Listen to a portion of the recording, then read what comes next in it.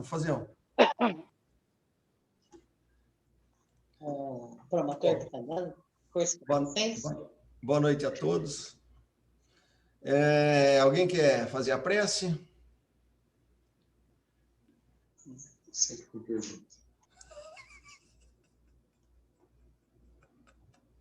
Então vamos lá. Vamos agradecer a Deus mais uma oportunidade de estudo, de encontro, de reunião fraterna. Pedindo a Jesus o amparo, a proteção, aos trabalhadores das nossas casas, que também nos possa intuir, orientar e nos esclarecer nos raciocínios, no entendimento dessa obra do Espiritismo. Que com todo esse ensinamento e com as nossas melhores intenções, que possamos, unidos à espiritualidade amiga, envolver a todos aqueles que estão com dificuldade nesse momento, tantos espíritos que estão desencarnando e tantos outros que passando por tribulações físicas e psicológicas. Que a tua paz, Senhor, envolva a todos nós.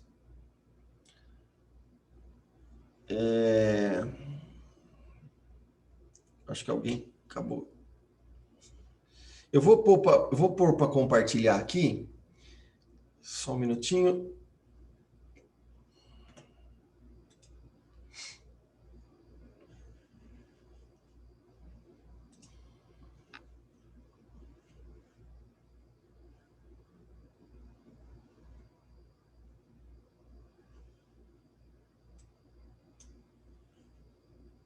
Tá dando para enxergar direitinho aí?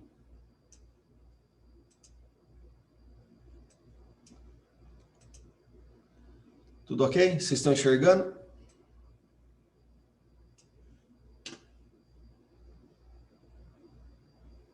Alô, Tá alô? ok. Ok? Bom, Tudo ok. tá. Nós vamos... Deixa eu ver aqui, bate-papo. Ah, sim, tá. É que eu não vou conseguir ligar tudo ao mesmo tempo, porque a tela não aparece tudo. Então, se vocês puderem falar a qualquer momento, eu até prefiro do que escrever, viu, Daiane? Fique à vontade, é só ligar o microfone que a gente pode ir interagindo. Se bem que se escrever eu consigo ver que tem uma mensagem. Mas a ideia nesse estudo, nós não temos pressa, né?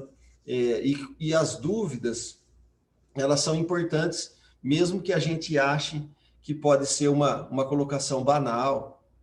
Por favor, abram o microfone e interrompam, porque a ideia é que a gente possa estudar junto e tentar absorver o máximo do texto. Esse capítulo 2, Kardec vai abordar na Gênesis, Deus, né? E é o capítulo de Deus, e o que só para enfatizar, às vezes as pessoas podem estar chegando agora, e por que eu estou colocando as coisas separadas nesse trabalho, é porque nós estamos utilizando a tradução publicada em janeiro de 1868, da Gênesis. Ela foi traduzida do original francês, né, retirado lá da Biblioteca da França. O Crispiniano está entrando. Então, esse capítulo 2, tá? Às vezes, se alguém tiver as traduções que chegaram para o Brasil e talvez grande parte do planeta, elas são traduções a partir da 5ª edição, né? E essa tradução a partir da 5ª edição, ela foi publicada posterior a Kardec. Então, nós adotamos essa edição, né, por alguns estudos que nós fizemos anterior, mas só vamos dar uma geralzinha aqui, né, porque nós podemos, a comparação das edições entre a que Kardec fez, o depósito bancário, que lá na época, na França, estava na ditadura de Napoleão, e tudo era cerceado, tudo que se fosse fazer lá na França, precisava pedir autorização. Então, para poder publicar qualquer coisa, ele precisaria deixar um exemplar, e esse exemplar era analisado, depois de analisado e autorizado, era feito um depósito bancário para poder editar. Então, e isso hoje, a Biblioteca Nacional da França, ela está aberta, inclusive online, né? Nós daqui, não precisamos ir lá para a França, nós conseguimos ter acesso a tudo isso. Então, por isso que, dentro das leis, né, o que vigorava na época de Kardec? Vigorava um decreto de 19 de julho de 1793, cujo artigo 6º determinava que qualquer cidadão que for publicar uma obra, seja de literatura ou de gravura, de qualquer tipo que seja, será obrigado a depositar 2 exemplares na Biblioteca Nacional ou no Gabinete dos Selos da República, onde ele receberá um recibo assinado. Na sua falta, ele não será autorizado a processar... Opa, desculpa, a Gláucia, acho que caiu aí. Na sua falta, né, do recibo, ele não será autorizado a processar os contrafatores. Essa lei, ela foi feita em 1793, né, que já era em vigor, e Kardec sempre andou na linha, né, como a gente já sabe. Vigorava também um outro decreto imperial de 5 de fevereiro de 1810, com alterações promovidas pela lei de 14 de outubro de 1814, do qual podemos destacar a tradução livre, né? Essa tradução aqui não é livre, do artigo 14. Nenhum impressor poderá imprimir um escrito antes de declarar que ele se propõe a imprimir, nem de colocar à venda ou publicar de alguma maneira que seja, antes de ter depositado o número prescrito de exemplares. Então, como Kardec vivia essa ditadura de Napoleão, ele pegou todas essas exigências burocráticas. De certa forma, isso é bom, porque nós temos acesso aos documentos que Kardec foi lá e assinou, né? Na Convenção de Berna, né, que foi criado em 9 de setembro de 1886, na Suíça, né, onde 172 países são signatários, como a China, Estados Unidos, a União Europeia, né, o Brasil adota essa Convenção de Berna em 75. Né, e o que falava nessa convenção? Que você era uma lei de direito autoral, e essa lei de direito autoral ninguém pode alterar, modificar, traduzir de forma até sentido errado uma obra de um autor se ele não autorizar. Então, só pode alterar, mudar significado, ampliar, fazer o que quiser numa obra de um autor, se ele autorizar por escrito, né? Ou ele estando vivo, ou ele deixando uma carta para fazer isso. Então, por que eu estou colocando isso? Porque, às vezes, tem muita discussão, está adotando essa versão, tem a outra. Bom, eu já conversei bastante com o Ravaz, eu acho que a gente, às vezes algumas coisas que a gente vai administrar ou nem lá, olha, vamos seguir o que manda a legislação, porque senão a gente fica louco, né? Aqui eu peguei um exemplo, eu estava fazendo um estudo lá na biblioteca, né? Por exemplo, do céu e inferno. Então, tem 2 depósitos bancários lá, né? Então, se você entrar aqui, ó, eu estou passando devagarzinho, Isso vai estar gravado. Depois também, quem quiser, eu mando os links, mando mais coisas, né? Para também não cansar, porque essa não é a ideia. A primeira edição do Céu e Inferno, ela foi feita em 1865, e ela era onde? Lá na Revue Spirité, 59, e na rua, né, que é a Passagem Sainte-Anne, né, Santa Ana, aonde Kardec morava. No filme, quando ele tem lá o mal súbito, né, o AVC, ele está pegando um pacote da Revista Espírita do caixeiro, né, que estava deixando. Era nesse lugar. Se nós pegarmos, por exemplo, a 4ª edição, né, que é de 1869, lá no site, quem fez o depósito bancário dessa edição aqui é posterior à morte de Kardec, e essa edição da 4ª tem diferença da 3ª. Então, varreram-se todas as obras. A Revista Espírita está tudo certo, o Céu e o Inferno e a Gênesis encontraram edições posterior a Kardec, e o Livro dos Espíritos, o Livro dos Médiuns, todos os outros, eles mantiveram o original. Então, isso já foi feito uma pesquisa na França, não só pelo Brasil, mas tem outros países envolvidos nisso, né? Tem um grupo estudando isso. Então, já identificaram que as 2 únicas obras que realmente alteraram que são o Céu e o Inferno e a Gênesis, que nós estamos estudando. Mas eu só estou passando isso como a título de informação, e cada um é livre para adotar o que quiser, mas é só justificar por que nós estamos adotando a 4ª edição da Gênesis. Porque nós estamos partindo da premissa que nós queremos estudar Kardec. Então, se nós temos a certeza que Kardec assinou lá a 4ª, então nós vamos adotar a 4ª, mesmo porque quando a gente fez o estudo para trás, a Elaine e o Ravazzi, a gente estava anotando e tinha bastante diferença, né, Elaine?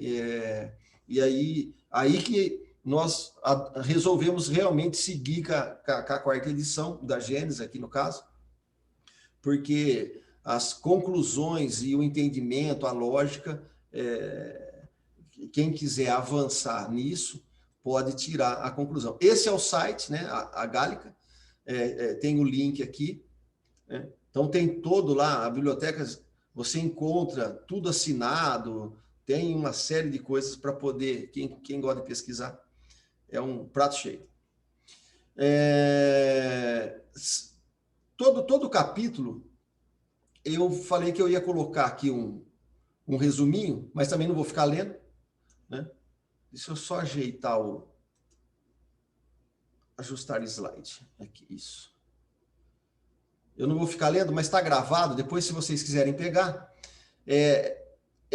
para comparar só o capítulo 2 aqui, Deus, entre essa versão que nós estamos estudando, tem todas essas alterações aqui, né? Entre uma obra e outra. Então, é só fazer, quem quiser fazer isso. Então, tá aqui, depois dá um print na tela. E se quiser também, eu já pus no grupo, nós temos tudo isso em texto, podemos estar enviando novamente. E tem também lá no site Espiritismo para Todos, isso está publicado lá, para quem quiser baixar, é só entrar, né? Então, do capítulo 2, né, tem o item 1 aqui, todas essas diferenças encontradas só nesse capítulo, tá? Que são essas 3 folhinhas, né, de coisas que foram retiradas, que foram adulterados, modificados, e assim por diante. Então, são essas... Tem aqui, depois detalhado aqui mais essas 3 transparências, né? Vou pôr assim, porque às vezes, se alguém quiser pegar na gravação e depois tomar nota, compara as duas e adota a que achar melhor. Então, nós estamos aqui entrando na existência de Deus, no capítulo 2. Né? E uma coisa que também é uma curiosidade, para que a gente possa estudar, eu tenho esse livro aqui, do Eduardo Ferreira França, eu comprei na estante virtual, tá? É esse livro aqui, e o Eduardo era do espiritualismo, fazia parte do espiritualismo nacional. Ele publica, né? Ele falece, ele nasce em 1809 e ele falece em 1857. No ano que Kardec publica a primeira edição, né, ele vai vir a falecer. Ele era um médico brasileiro, né, ele fez doutorado em medicina pela Faculdade de Medicina de Paris, em 1834. Né? Além da medicina, ele atuou em outras áreas, como química, literatura, mineralogia, fisiologia, política, fez carreira política, foi deputado, né, tem umas partes aqui, e ele foi o pioneiro no campo da psicologia no Brasil, onde ele publicou um livro de 1854, né, que esse livro chama Investigações Psicológicas, que é esse livro aqui. Esse livro deve ter umas 500, quase 600 folhas. Eu estou lendo ele aqui, estudando ele. E ele vem, ele fazia parte do grupo também de Sorbonne, lá na França, por volta de 1830 ali, aonde começa a ser adotado o espiritualismo racional. Nós já falamos isso. Kardec faz uma defesa do espiritualismo racional, aonde ele fala que toda defesa do espiritualismo racional é a defesa do espiritismo, porque o espiritismo é o desenvolvimento do espiritualismo racional. Como ele também fala numa outra parte que o magnetismo animal e o espiritismo são ciências irmãs, ciências gêmeas, ele adota esse termo, que uma complementa a outra, e que nós não vamos conseguir compreender nenhuma nem outra se nós desprezarmos uma ou outra, porque elas são um complemento uma da outra. Então, quando Kardec fala isso, né, e eu vou dando crédito, e aí eu também... Por que ele falou isso? Então, a gente vai investigando, nós vamos encontrando algumas coisas que vai ajudando a compreender toda a psicologia de Kardec, por que ele fez a Revista Espírita, por que ele adotou o estudo de jornal psicológicos, né? Por que ele enquadrava o espiritismo como ciência, filosofia e moral, qual que era a tentativa de entender isso. E se nós pegarmos, não é, a estrutura do que era dado na Sorbonne em 1830, tá? Aqui, ó, Academia de Ciências, Universidade de Sorbonne de Paris, no século XIX, após 1830. Qual que era a base conceitual materialista? Era estudado as classes das ciências matemáticas e a classe das ciências psíquicas e naturais. E as bases conceituais espiritualistas? Ela estava desdobrado em 4 classes, que eram chamadas classes de ciências morais, que abordava as ciências filosóficas, as ciências sociais e políticas, onde tinha jurisprudência, economia, política e social. Era estudado as ciências psicológicas, aonde abordava a psicologia, a etimologia, a paleografia e etc. E tinha as ciências históricas, né, que era a história, a epigrafia e a arqueologia. Essa estrutura,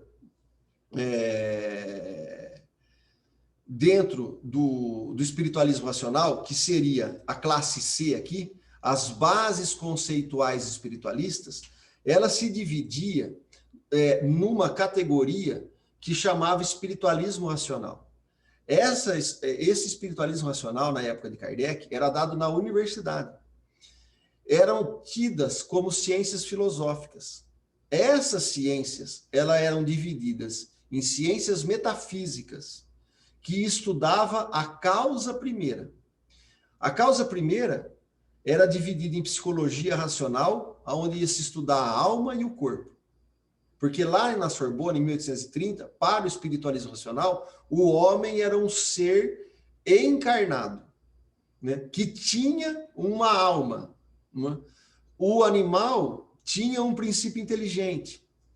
E por isso ele precisava também ter todos os cuidados perante isso. Então nós vamos, quando você vai voltando no tempo e lendo essas obras, nós vamos encontrando esse tipo de coisa. Era estudado a cosmologia racional, matéria e vida. Era estudado a teodiceia. Por que eu estou falando tudo isso? Para chegar aqui, ó.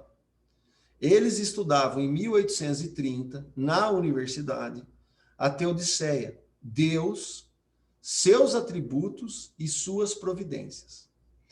Eles estudavam as ciências psicológicas do espírito humano. Tinha a psicologia experimental.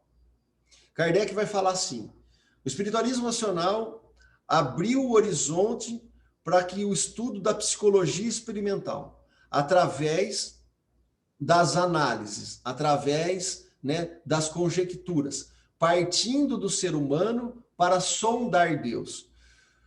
Com o Espiritismo, ele vem, o Kardec vem jogar o Espiritismo para a validação das ciências experimentais. Enquanto no espiritualismo racional você estava estudando os conceitos, na parte do Espiritismo é o laboratório para que pudesse, como o microscópio, ele faz esse exemplo, né? Como o microscópio abriu o universo dos infinitesimais, né? E o telescópio abriu o universo do macrocosmo, o Espiritismo abre a nova era para que nós pudéssemos fazer a comprovação das conjecturas, dos pensamentos, dos raciocínios que estavam sendo estudados em 1830. Por isso que Kardec fala que uma é o complemento da outra.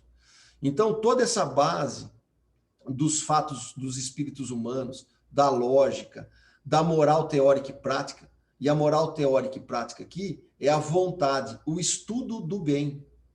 Quando a gente está falando, quando nós estávamos estudando, né, nos caracteres da doutrina espírita, lá nos 60, se eu não me engano, né, Kardec vai colocar que a moral do espiritismo é a moral do Cristo, que é a mesma moral que se assemelhava a Sócrates e Platão. Quando ele fala isso, eles vão estar estudando isso aqui, ó, nesse capítulo, lá no Espiritualismo Racional. E eles estudavam a estética, a imaginação, a parte criativa, que é das potencialidades da alma, que era o estudo do belo. Então, eles enquadravam toda essa ciência psicológica estudando a psique, a alma, né? A potencialidade do ser humano enquanto alma encarnada, e não como a gente tem hoje o estudo da psicologia, que é o estudo da mente.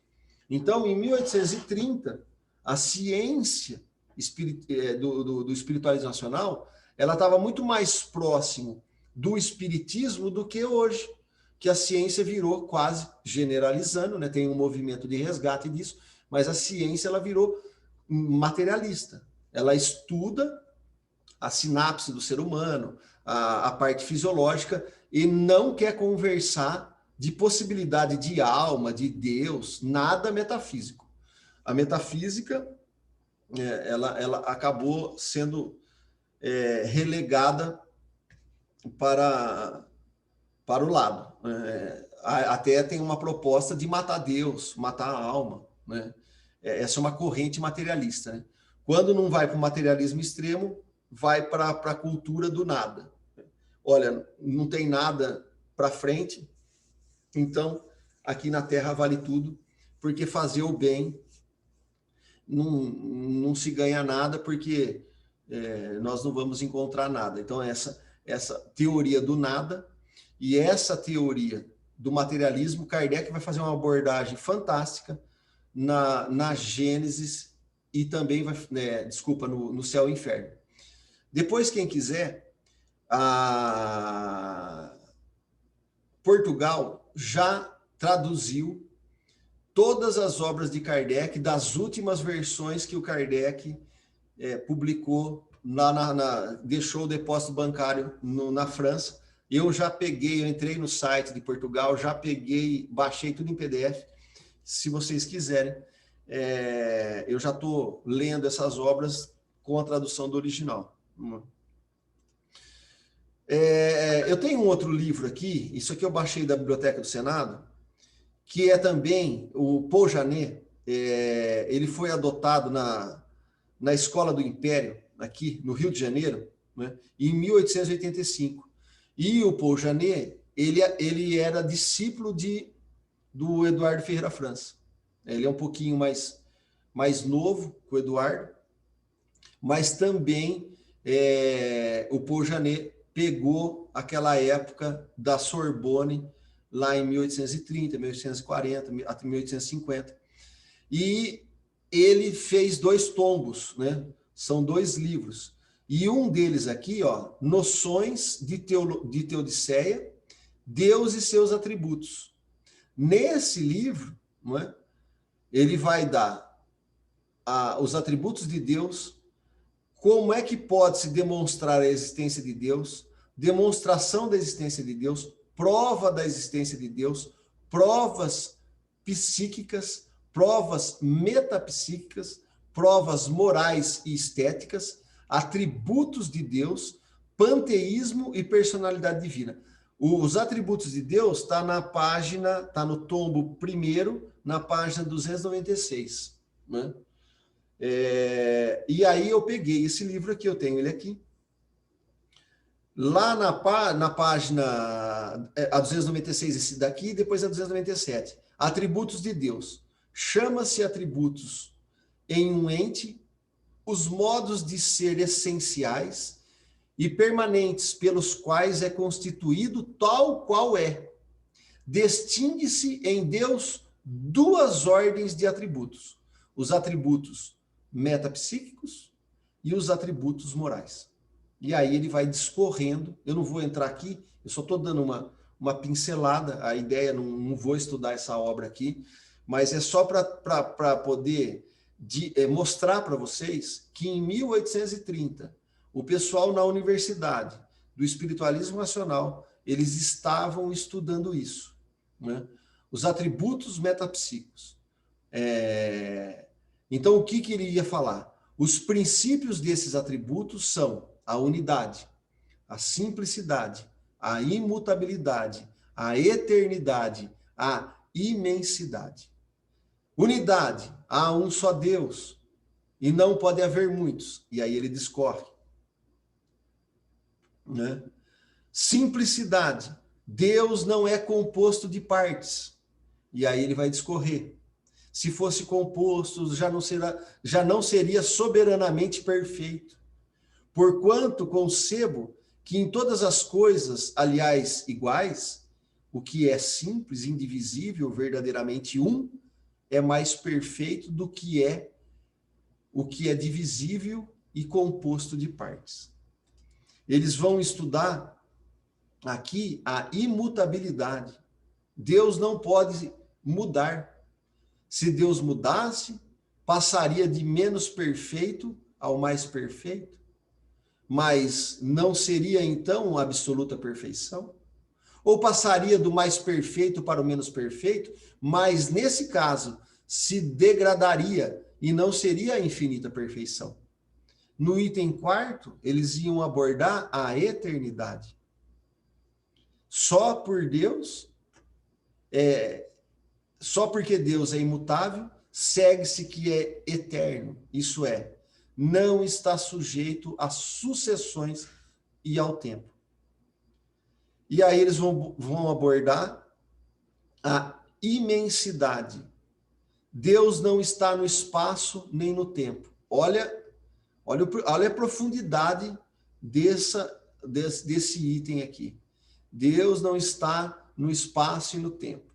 Se Deus cria isso, Deus não é, né? Ele não é nem o espaço e nem o tempo. Ele tem que ser outra coisa, né? E eles vão estudando isso. E é bonito, porque é um pouco grande o negócio, né? Mas vale a pena, quem quiser se aprofundar um pouco disso. E uma coisa que me chamou muita atenção aqui, deixa eu ver aonde que, acho que eu pulei aqui. Ó, os atributos de Deus, quando vai falar do primeiro atributo a um só Deus e não pode haver muitos, sabe de onde eles estão tirando esse estudo? Não posso conceber, diz Fenelon, dos seres infinitamente perfeitos. Porque um praticando com o outro do mesmo poder infinito, participaria também da infinita perfeição. E, por consequência, cada um deles seria menos poderoso e menos perfeito do que se fosse só. Isso está no livro de Fenelon, Existência de Deus. Vocês lembram? Fenelon ajuda na codificação depois. E ele deixou obra em vida, que era base para ser estudado no espiritualismo nacional. E Fenelon vai fazer uma defesa nesse livro da existência de Deus, que não pode ter duas forças contrárias, como queria a igreja, um diabo lutando contra os interesses de Deus. Então, ele vai abordando tudo isso. Então, eu quis dar essa passagem rápida, né, aqui para vocês, para que vocês pudessem perceber que quando Kardec está falando toda a defesa do espiritualismo racional é a defesa do espiritismo, porque o espiritismo é o desenvolvimento do espiritualismo racional, Kardec não está brincando, né? E isso mostra a grandeza e todo o entendimento que Kardec estava adotando para dialogar com a espiritualidade, né? Vamos lembrar que Kardec era um professor, né? Escrevia muitos livros. Os seus livros eram adotados nas escolas da França. Então, no capítulo 2, nós vamos estar estudando a parte de Deus, né? Primeiro, Deus sendo a causa primeira de todas as coisas, o ponto de partida de tudo, a base sobre o qual repousa o edifício da criação, é o ponto fundamental a considerar antes de tudo. E aí, né? Os atributos aqui, ele vai falar da causa primeira. Olha aqui. Era toda a ciência metafísica que estava estudando a psicologia racional, a cosmologia e a teodiceia. E a teodiceia eram os atributos de Deus. Por que é metafísica? Eu comecei a ler umas obras de Platão. E nós vamos encontrar Sócrates e Platão sendo quem inicia a proposta da causa primária, fazendo o uso da razão para iniciando a metafísica. Então, quando a gente vai tentando compreender o que está acontecendo, né, e todo esse estudo, e aí nós vamos entrar agora, Kardec, utilizando no capítulo 2 da Gênesis, os mesmos conceitos de Platão, como a causa primeira, do espiritualismo racional, de Jesus, trazendo esse Deus, e agora, o que ele vai falar para nós? Antes de tudo, nós precisamos entender que o ponto fundamental a considerar é que Deus é a causa primeira. E o que significa isso? Que tudo partiu de Deus. Ele é a causa primeira. Não tem outra causa. Não existe nada que foi causado. Ninguém causou Deus. Deus causa as coisas. Deus cria as coisas. Então, Deus é a causa primeira. E a partir disso é que se desenvolve toda a metafísica, né? Que a metafísica é o estudo da física do plano espiritual, que o espiritismo vai ser o laboratório. Ok? Podemos seguir? Alguma dúvida aí? Alguma colocação? Espero que não tenha ficado chato, mas era só para dar uma introdução. Podemos seguir? Alguém quer falar alguma coisa? Vamos interagindo. Vocês estão aí ainda ou sumiram do mundo? Não, tá ótimo. Eu estou. Então, tá bom. Vamos lá.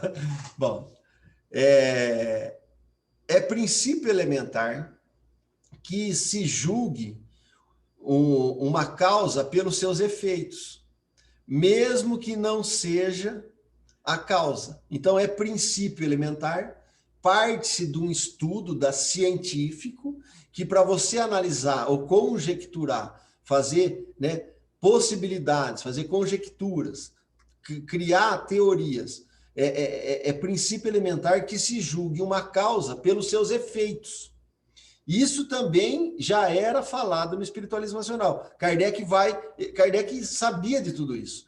Então, ele está partindo da mesma linha de raciocínio, e isso que é bonito. Por quê? Porque Kardec ele queria que o espiritismo se tornasse uma parte sendo aproveitada na academia.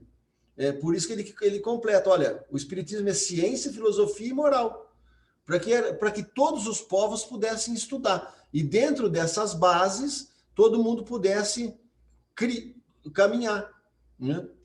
Essa era a ideia de Kardec. A ciência vai mais longe, calcula o poder da causa pelo poder do efeito e pode até mesmo determinar sua natureza.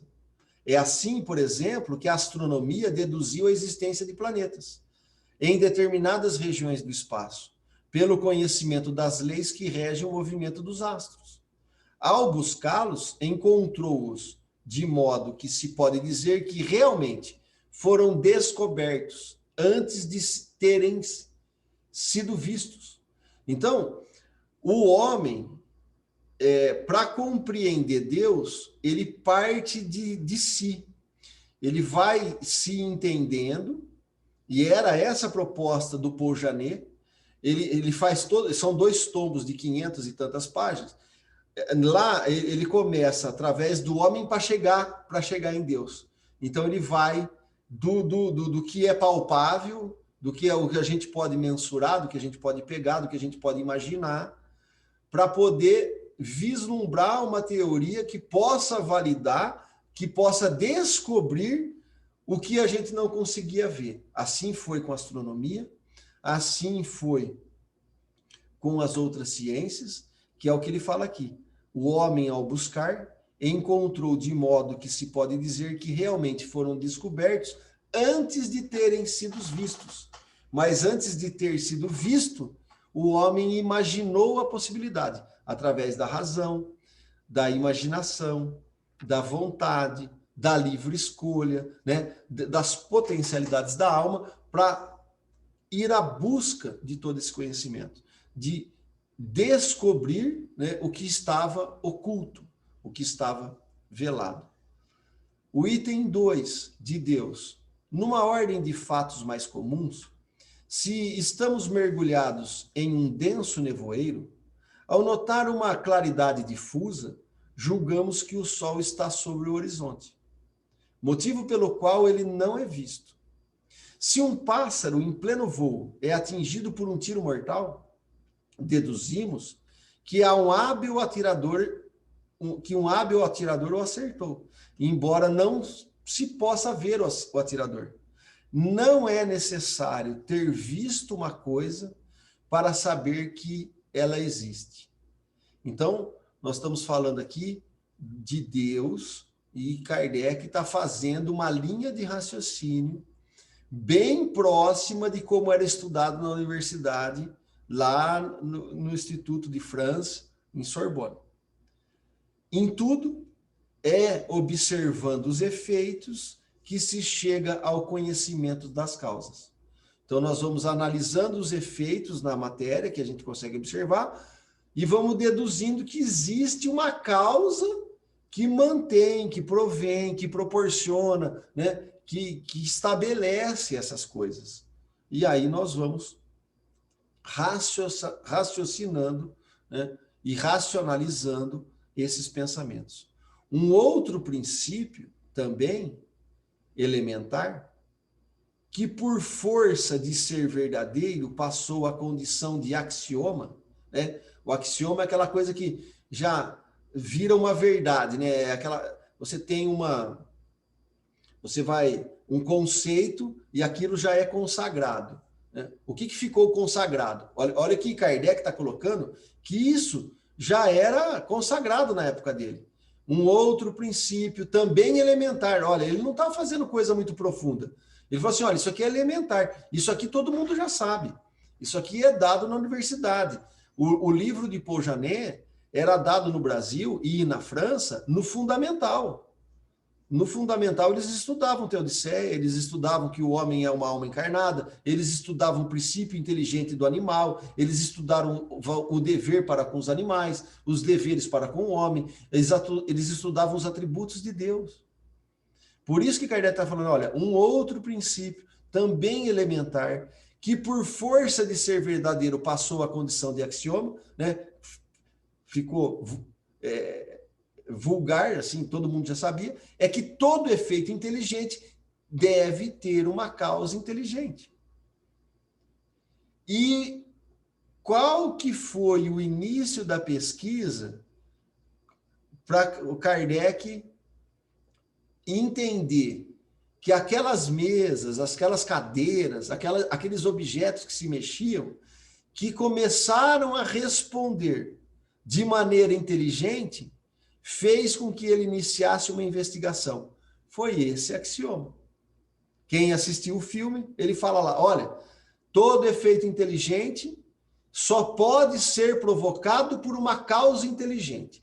Se a mesa não tem cérebro, se a cadeira não tem cérebro, alguma coisa tem por trás disso. Ou nós estamos atrás de prestidigitadores, né? Aqueles que enganam, ou realmente tem alguma coisa atrás disso. Então, Kardec, quando ele faz esse testemunho, ele está buscando esse princípio, e era um princípio elementar. E aquilo ele já conhecia, e foi aquilo que motivou ele mergulhar no espiritismo para poder realmente falar, não, aqui tem alguma coisa séria, porque isso ninguém, uma mesa não responde. Então, alguém está respondendo. E ele começou a fazer a sua saga de perseguição do que estava por trás daqueles movimentos.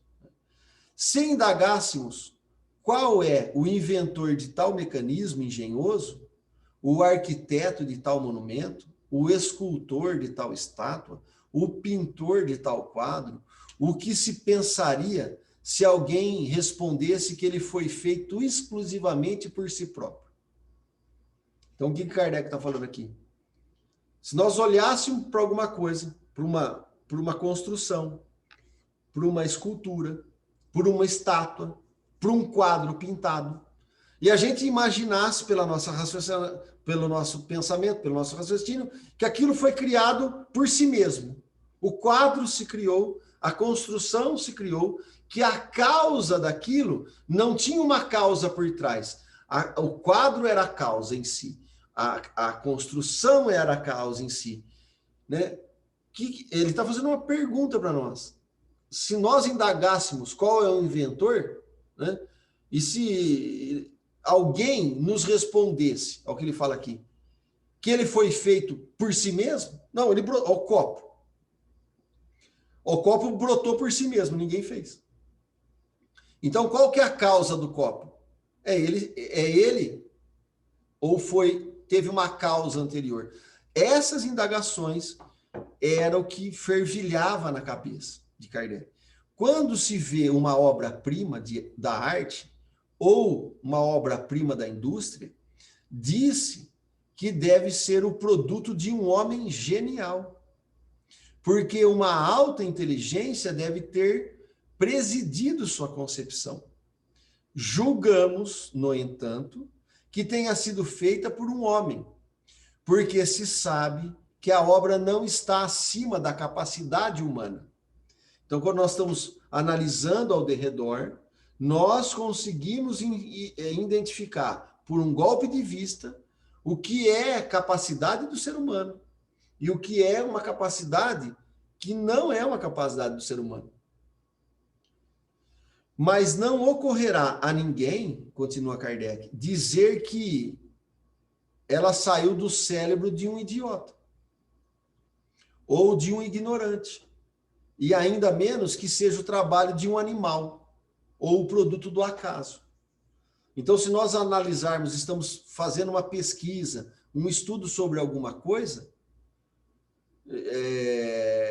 seria ridículo, Kardec está falando aqui, né? Aquela pessoa que nasceu com problema cerebral, por exemplo, né? Ou que ele não, ignora um monte de coisa, ele não consegue, às vezes, nem escrever direito, né? Ou achar que o cavalo fez a escultura, fez a indústria, fez as invenções e as produções humanas. Então, no item 4, por toda parte, reconhecemos a presença do homem por suas obras. Se chegássemos a uma terra desconhecida, mesmo sendo desértica, e descobríssemos o menor vestígio de trabalhos humanos, concluiríamos que criaturas humanas habitaram ou habitam essa região. Aí é o estudo dos antropólogos, né? A existência dos homens antediluvianos não é provada somente por fósseis humanos, mas também, e com igual certeza, pela presença nos terrenos dessa época, de objetos produzidos pelos homens, um fragmento de vaso, uma pedra talhada, uma arma, um tijolo, bastariam para atestar sua presença. Pela rusticidade ou pela perfeição do trabalho, reconhece o grau de inteligência ou adiantamento dos que o tinha feito. Então, tem lá uma peça do Egito mais trabalhada, às vezes um navio, né, um barco, lá, uma embarcação, né? Navio não, né? Uma embarcação que os egípcios utilizavam, um ferramental que os egípcios usavam, ele era diferente de um barro feito, uma tigelinha mais pobrezinha de um outro tipo de povo. E aí você vai selecionando qual que são as características e o desenvolvimento intelectual de cada povo. Se então, estando em um país habitado exclusivamente por selvagem, descobrimos uma estátua digna de Fídias, não hesitaremos em dizer que ela deva ser obra de uma inteligência superior a desses selvagens. Sabemos que são incapazes de realizá-las. Pois bem, olhando em torno de si para as obras da natureza, observando-se a previdência, a sabedoria e a harmonia que todas presidem, reconhece-se que não existe nenhuma que não ultrapasse a mais elevada capacidade da inteligência humana. Pois o maior gênio da Terra não saberia criar o menor talo de erva, uma vez que a inteligência humana não as pode produzir, é porque são produto de uma inteligência superior à da humanidade. A essa harmonia e essa sabedoria, entendendo-se desde o grão de areia e o ácaro até os astros inumeráveis que circulam no espaço, é preciso concluir que abrange o infinito, a menos que se diga que haja efeito sem causa. Então ele volta no princípio, né? Olha, é uma prerrogativa, é um axioma da ciência que não existe, né, todo efeito inteligente tem uma causa inteligente. Ou a gente vai por esse caminho, ou nós vamos ter que sancionar que a gente fale assim, existe efeito inteligente sem causa nenhuma por trás. Essa é o item 5 que ele está abordando. Ok? Algum comentário? Podemos ir seguindo? A isso, alguns contrapõem o seguinte argumento. As obras ditas da natureza são o produto de forças materiais que agem mecanicamente por causa das leis de atração e repulsão. As moléculas dos corpos inertes se agregam e se desagregam sob o domínio dessas leis. As plantas nascem, desenvolvem-se, crescem, se multiplicam, sempre da mesma maneira. Cada uma na sua espécie, por efeito dessas mesmas leis.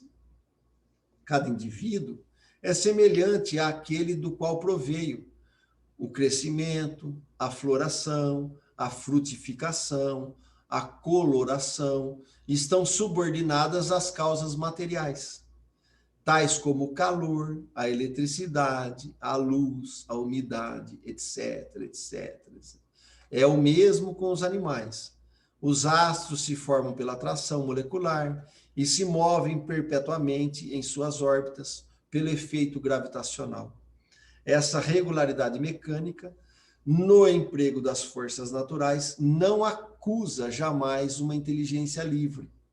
O homem movimenta o braço quando quer e como quer.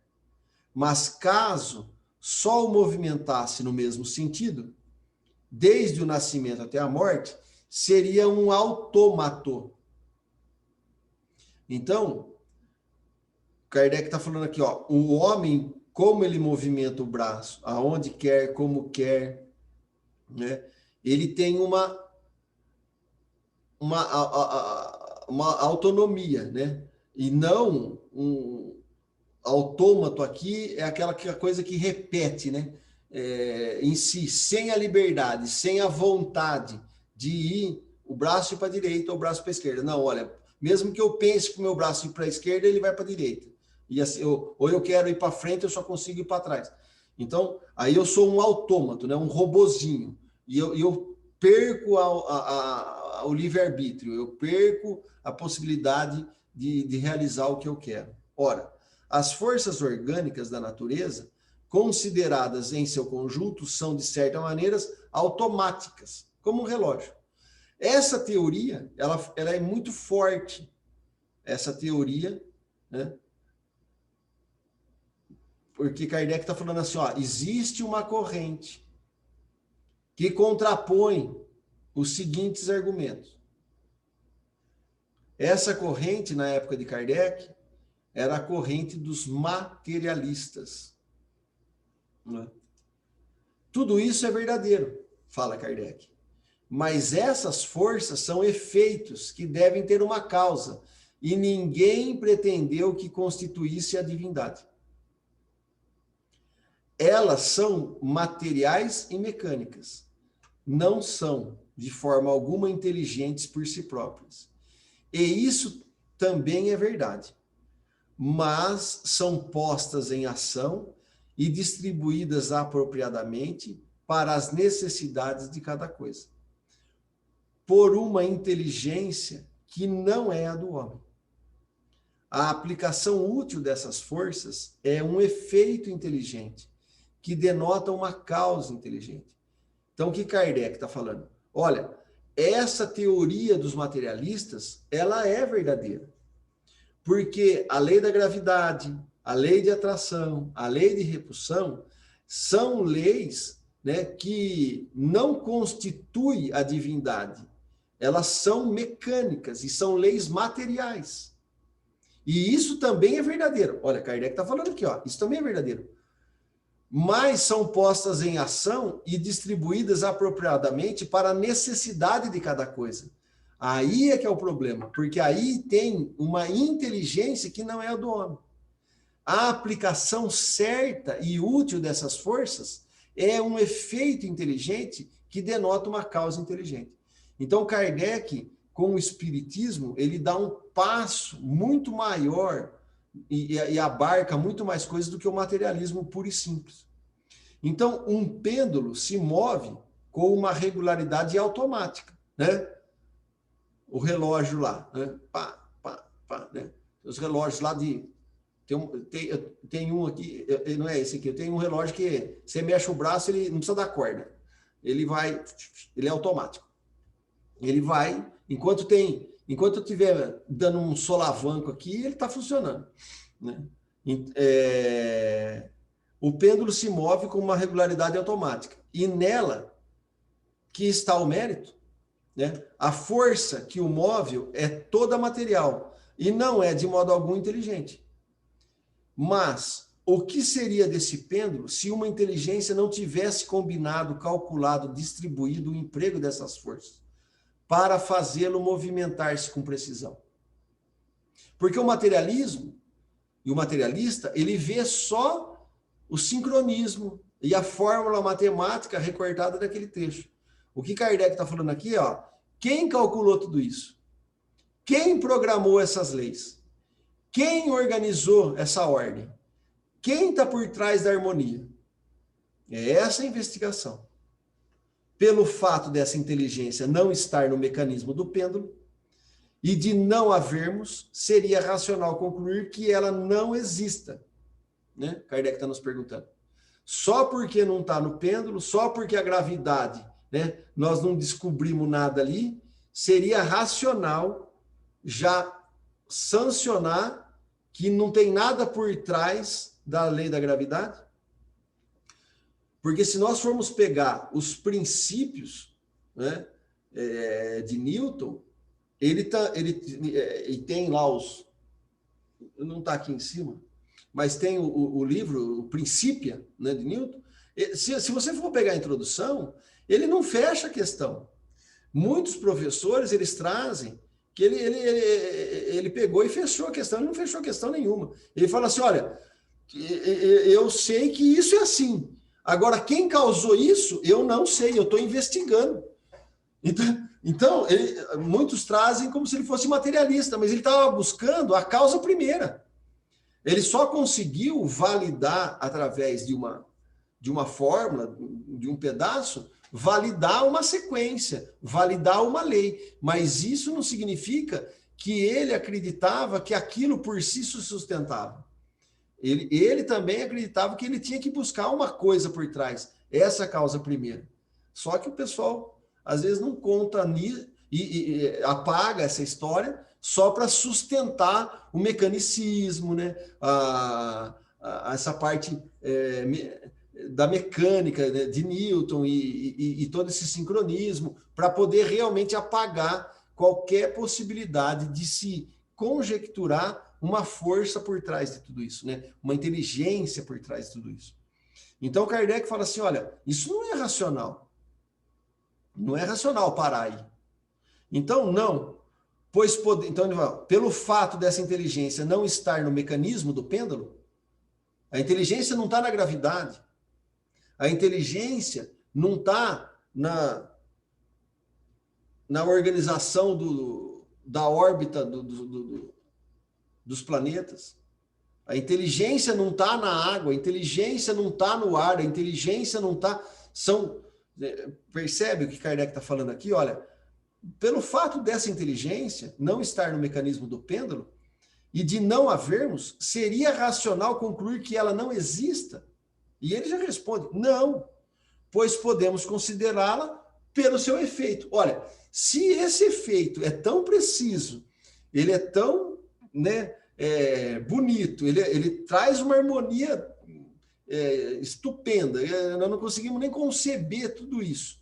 Nós temos que, pelo menos, concluir que tem alguma coisa por trás disso. E é esse caminho que Kardec está adotando aqui. E se nós estudarmos o espiritualismo racional, nós vamos identificar de 1830, 1840, 1850, né, obras que vão falar exatamente essa linha de raciocínio que Kardec está se embasando. Ele está sendo um cientista, Kardec está sendo assim, cirúrgico. Ele está pegando a academia e está trazendo para que a gente consiga, a humanidade consiga aceitar Deus. Eu acho que, talvez, né, eu acho que era um dos desejos de Kardec. Olha, a coisa é tão clara, a coisa é tão nítida, é tão racional, que o insano é negar Deus. O insano é negar a alma. É acreditar que... Então, é isso que ele está nos chamando a atenção. A existência do relógio atesta a existência do relojoeiro. A engenhosidade do mecanismo atesta a inteligência e a sabedoria do relojoeiro. Quando se vê um desses relógios complicados, que marcam as horas das principais cidades do mundo e o movimento dos astros que se movem no espaço, relógios que parecem falar conosco para dar o momento certo, a informação que precisamos, acaso ocorreria alguém dizer, eis aí um relógio muito inteligente? Essas perguntas que parecem bobas num primeiro momento, são questionamentos que os materialistas estavam fazendo toda a sua proposta filosófica para validar o mecanicismo, entendendo que o cosmo é um relógio. Tem, inclusive, essa terminologia era o que era usada lá. Olha, o cosmo, ele age por si mesmo como um relógio. Não precisa de ninguém para dar corda, não precisa de ninguém para organizar isso, não precisa de... O Kardec está falando, olha, ele tá colocando em xeque aqui. Ele está colocando em xeque toda a teoria do materialismo. Ele tá falando para o passado, para aqueles cientistas atuais. E ele está falando para os nossos cientistas materialistas do futuro, que não entenderam e desprezaram. Então, nós vamos achar que o cosmo é inteligente por si mesmo? Que ele se sustenta, ele se criou de si mesmo? O mesmo acontece com o mecanismo do universo. Deus não se mostra, mas afirma-se por suas obras. Então, isso é um debate científico, filosófico, acadêmico. Ele está tentando, Kardec está tentando trazer aqui, validar Deus como assim, olha, a causa primeira é irrefutável. É isso que ele está tentando fazer. É isso que eu quero, por isso que eu quis abordar, né? Por isso que ele coloca no Caracteres lá, Kardec vai colocar, olha, isso aqui começa com Platão e Sócrates. Olha, depois ele vem vindo. Da parte que tange a moral, ela é a parte da moral do Cristo. Da parte que tange a ciência, ela está embasando e não desprezando nenhuma ciência. Mas ele está falando assim, olha, na época de Kardec, existia 3 coisas. Existia o materialismo forte, nascente, existia o dogmatismo religioso, e eram 2 correntes contrárias. Deus estava perdendo a sua credibilidade por causa dos dogmas, que era um Deus vingativo, um Deus bruto, um Deus que castigava, um Deus terror, e um Deus que age por leis externas.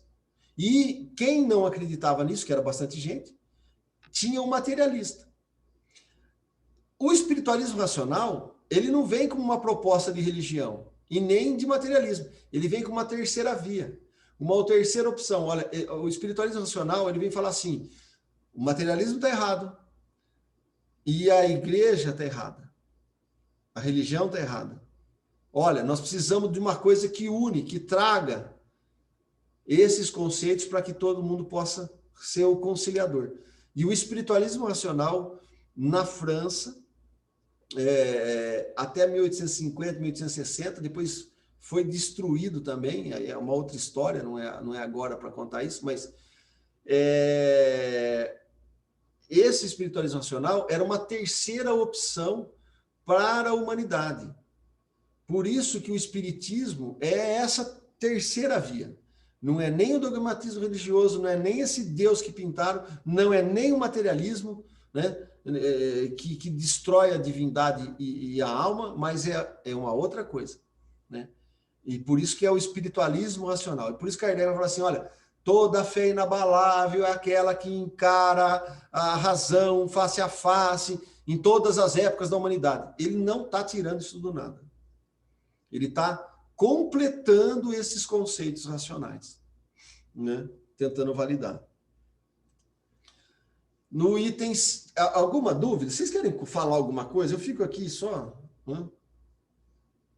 Ajuda aí, Lorival. Tá ótimo. Nós estamos aqui ouvindo. Vamos lá. Bom, vai ajudando aí, que é muita coisa. Às vezes eu esqueço que se for para destrinchar isso, às vezes fica muito cansativo, né? Eu acho que não é a ideia. A existência de Deus é, pois, um fato adquirido. Olha o que Kardec está falando. A existência de Deus é, pois, um fato adquirido, não somente pela revelação, mas também pelas evidências materiais. Então, os espíritos estão revelando esses atributos, alguns, porque os espíritos não revelam os atributos de Deus. Se nós formos ver o que Kardec estava fazendo, eles vão falar assim, olha, você sabe o que Deus não pode deixar de ser. Porque quando Kardec vai questionar Deus, a espiritualidade responde para ele com uma outra pergunta. Olha, você não sabe o que Deus não pode deixar de ter? Eu sei. Então, segue daí. Vamos lembrar que os espíritos não vão dar nada pronto. Lembra lá nos caracteres? E aonde que Kardec vai buscar as bases dos caracteres de Deus? No espiritualismo racional. Então, às vezes, a gente acha que os espíritos deram todos esses conceitos prontos. Não, eles não deram. Eles questionaram Kardec. Falaram assim, olha, eu não vou falar nada aqui, não.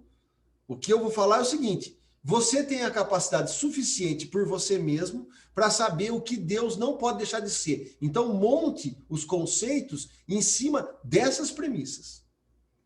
Esse é o embate. E Kardec aceita o desafio. Então, olha o que ele está falando aqui. Ó. A existência de Deus é, pois, um fato adquirido. Não somente pela revelação, mas também pelas evidências materiais. Então, você vai investigando e você vai conjecturando. E você vai evidenciando. Os povos mais selvagens não tiveram revelação. Entretanto, creem instintivamente na existência de um poder sobre-humano. É que eles, por si próprios, não fogem às consequências da lógica. Quanto mais primitivos nós somos, menos problemas, menos resistência dos conceitos materiais nós temos. Porque, embora o primitivo viva 100% a matéria, na metafísica, ele não tem ainda preconceitos. Então, ele vai construindo alguma coisa mais próxima do natural. Por isso que, às vezes, a gente acha e fica assim, embebecido, né? Olha, os índios estão muito mais conectados com Deus. Olha, eles percebem coisas muito mais, com mais simplicidade do que nós aqui.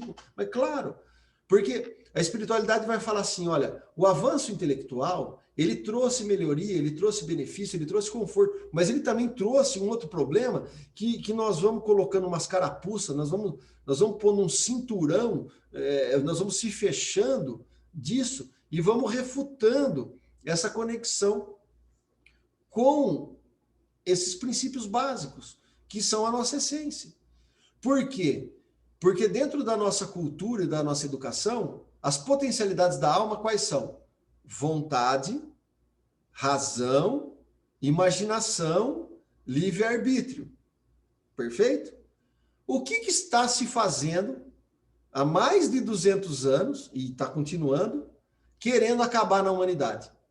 Livre-arbítrio, imaginação, razão e vontade. Você não pode desejar o que você quer ou o que você anseia, você tem que ser o que eu quero, desde a estrutura familiar, da estrutura da escola, da estrutura profissional.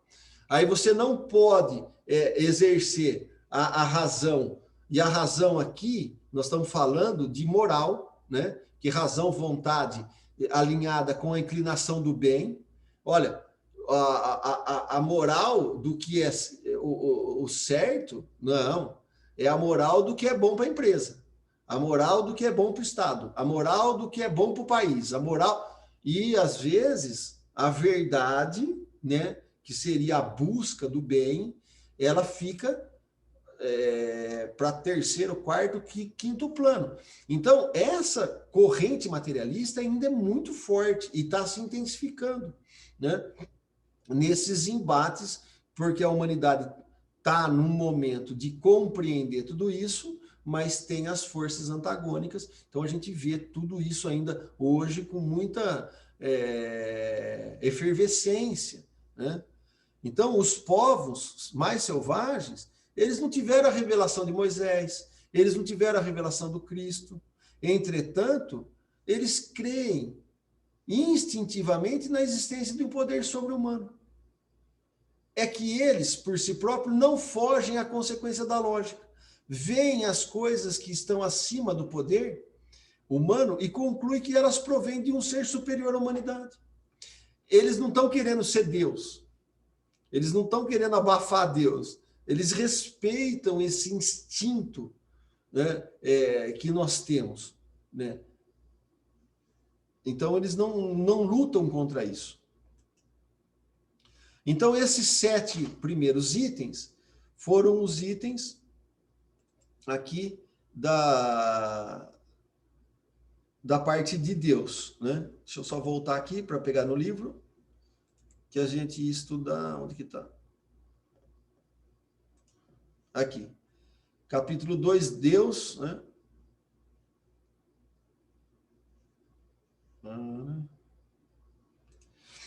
E agora, o segundo é da natureza divina. Deixa eu só ver aqui.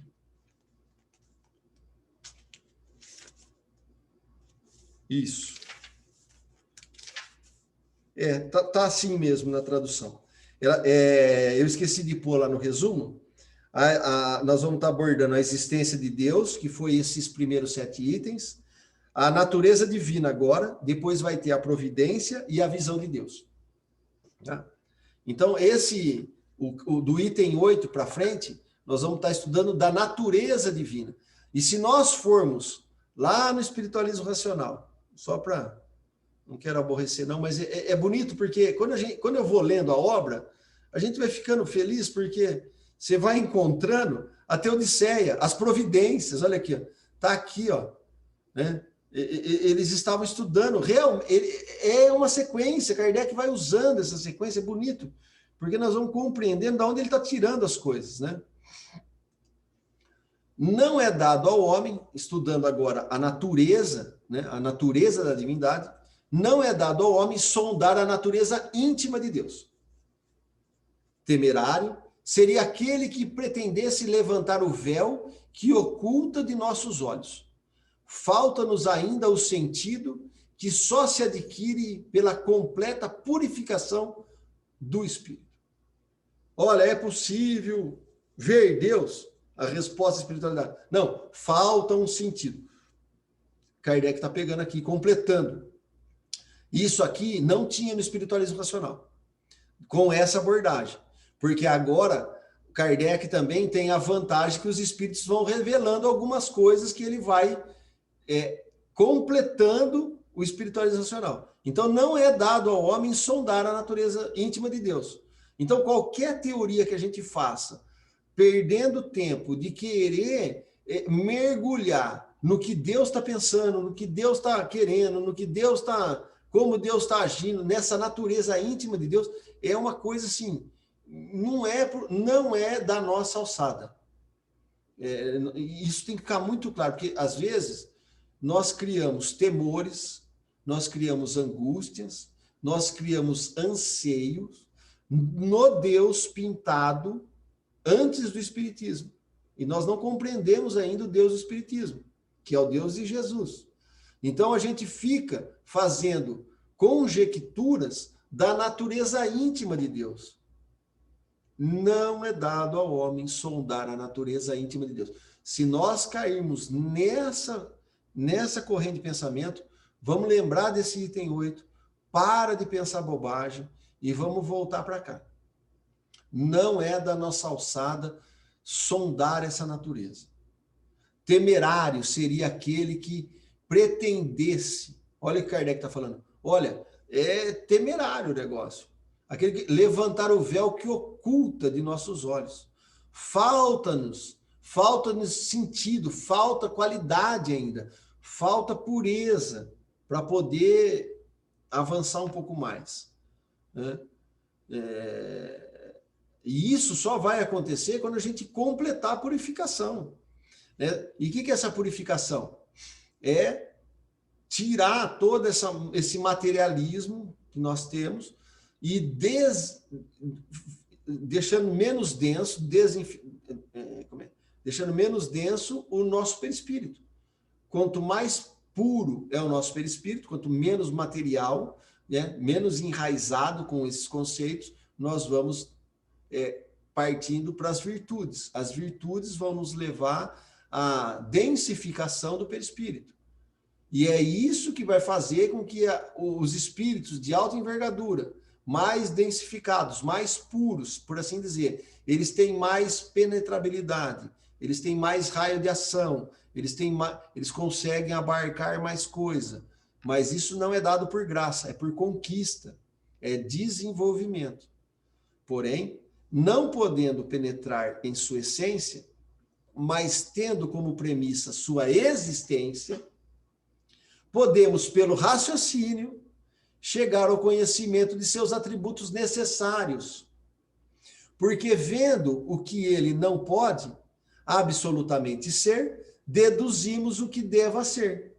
E isso aqui, essa conclusão, Kardec tira de um diálogo com os espíritos. Porque ele queria varrer a natureza íntima de Deus e os espíritos não deram. Falou, não é assim que vai funcionar.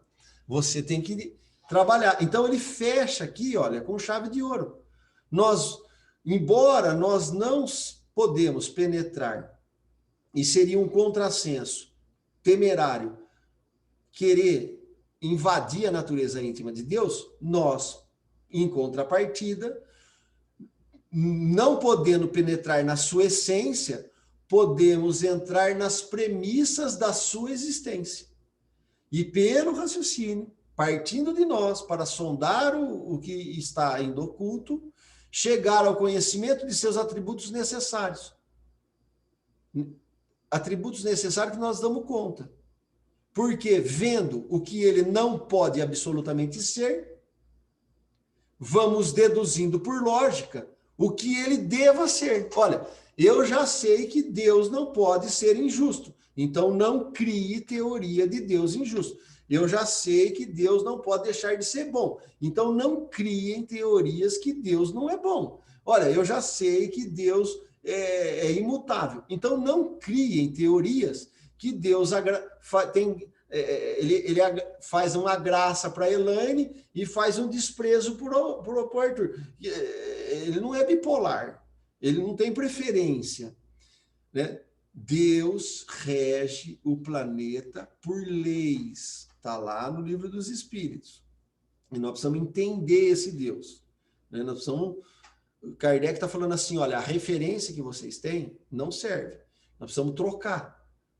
O Deus que pintaram até agora é um Deus que aprisiona, que não liberta. É um Deus que castiga. Não é esse Deus.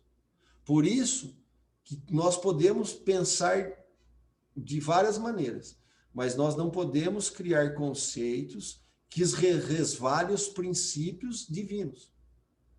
Ah, Deus está fazendo isso. Bom, dos atributos de Deus que nós sabemos que ele não pode deixar de ter? Não. Então, abandona essa teoria que quem está errado somos nós. Então, é isso, e isso exige esforço. Não é simples, né? Porque é mais fácil eu receber uma coisa externa, ou por troca. Eu estou barganhando com Deus.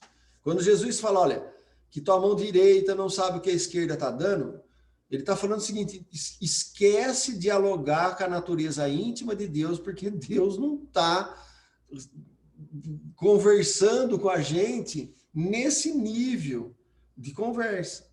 Ele está querendo outra, ele quer o nosso avanço, a nossa melhora, dá o suporte, mas é de outra maneira, né? Ok? Alguma dúvida? Tudo certo?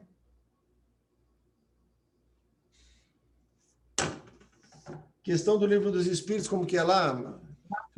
562b, acho que é. Deus não age na matéria. Ele utiliza dos seus mensageiros, dos espíritos purificados, para agir na matéria. E aí é todo um conceito que nós vamos ter que desenvolver. Mas eu só estou adiantando, provocando, eu acho que é 526b. Depois eu lembro aqui, eu vou pegar vou colocar no grupo. –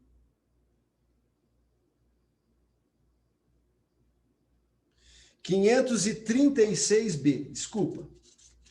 Ele vai falar assim, mas é evidente, e isso não poderia ser de outra maneira, a espiritualidade vai falar, Deus não se entrega a uma ação direta sobre a natureza, mas tem os seus agentes dedicados em todos os graus de escala dos mundos. E aí ele vai desdobrar tudo, isso está no capítulo 9 do Livro dos Espíritos, questão 536 para frente. Mas aí a gente vai dialogando para que a gente possa ir encaixando esse Deus que a espiritualidade está trazendo, né? Ok? Esse é o ponto de partida de todas as crenças religiosas. E é por não terem se referido a eles, capaz de orientá-lo, que a maior parte das religiões tem errados em seus dogmas. Eu vou repetir. Olha o que Kardec está falando. Esse item 8 é tão importante, e essas premissas são tão basilares e tão fundamentais, que esse é o ponto de partida. Olha o que Kardec está falando. Esse é o ponto de partida de todas as crenças religiosas. E é por não terem se referidos a eles, é por terem desprezados esses conceitos, que seriam capazes de orientá-los, que a maior parte das religiões tem errado em seus dogmas. As que não atribuíram a Deus toda a onipotência, imaginaram vários deuses. As que não lhe atribuíram a soberana bondade, fazem dele um Deus ciumento, colérico, parcial e vingativo. Se nós analisarmos o que Kardec está falando nesse último parágrafo, e fizermos um estudo dos dogmas das igrejas, das estruturas dos conceitos religiosos, de todo, desde o Islã, desde o hinduísmo, pode pegar qualquer um, budismo, nós vamos encontrar todos errando nessa premissa basilar. E por isso que ela não se sustenta em sua totalidade. Tem coisas certas, mas tem coisas que trazem para o viés materialista, porque vai trazer uma coisa, né, para completar, que como nós não trazemos todos os atributos na sua plenitude de Deus, nós vamos recheando isso com outra coisa. E aí é o problema. Por isso que ele vai falando aqui, olha, aquele que não atribuiu Deus toda a onipotência, imagina vários deuses. Aqueles que não atribuem toda a sabedoria, a soberana bondade, desculpa, fazem Deus ciumento, um Deus colérico, um Deus parcial. Porque você tem que ir ajustando a teoria para poder a razão ir aceitando, né? Que conforme a gente vai desenvolvendo a razão, nós vamos questionando. E é natural, né? Ok? Vamos parar nesse aqui? Tá bom também, né? 1h30 de falação. Vamos parar no item 9. Né? Vou interromper aqui. Vocês ficaram quietinhos, ninguém falou nada. Deixa eu parar de gravar.